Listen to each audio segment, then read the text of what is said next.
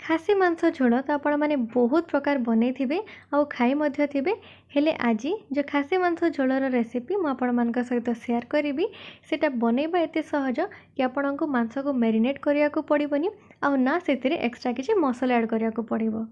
नमस्कार, मु अमृता आपण समस्त को मो कुकिंग चैनल रे बहुत बहुत स्वागत जनाऊँगी। तो परफेक्ट खासी मांस झोल करने मुझे वीडियो रे सबू टिप्स और ट्रिक्स शेयर करी। तो आपण मैंने वीडियोटी को फुल वॉच करेंगे।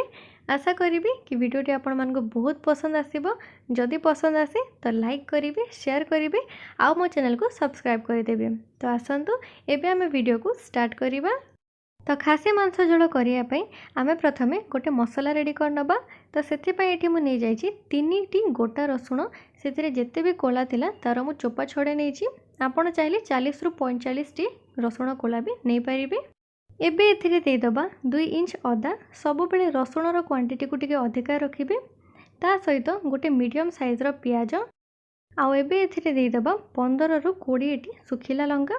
एथिरे मु सब मंजी काढी नैछि, तो एटा बेसी राग लागिबोनी आउ मसला रे भी बहुत भलो कलर आसीबो। राग आपण निज टेस्ट हिसाब रे कम बेसी करि परिबे। एबे एथिरे देदबा 2 बड़ चामच गोटा धनिया, 2 बड़ चामच गोटा जीरा आउ ता सहित 10 टी गुजराती। एबे एथिरे अल्प अल्प पानी देकी मसला को भलसे ग्राइंड करनबा। मसला को एठी मु ग्राइंड करके नहीं आसीछि आउ एठी हमर सीक्रेट मसला रेडी हो जाइछि। तो एबे आमे गोटे कुकर गरम करिकी सेथिरे दे दबा 3 बड़ चामच सोरिष तेल। तेल एठी गरम हे आसिलानी। एथिरे दे दबा आधा चामच जीरा आउ ता सहित 2टी तेजपत्र।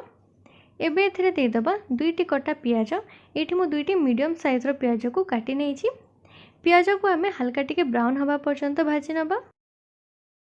देखंतु एठी पियाज भजा हेकी सेथिरे हल्का टिके ब्राउन कलर पळे आछि। तो एमिति स्टेज आसी गली पियाज को बेसी भाजीबेनी, नहले तो पियाज पोड़ी जाई थाए।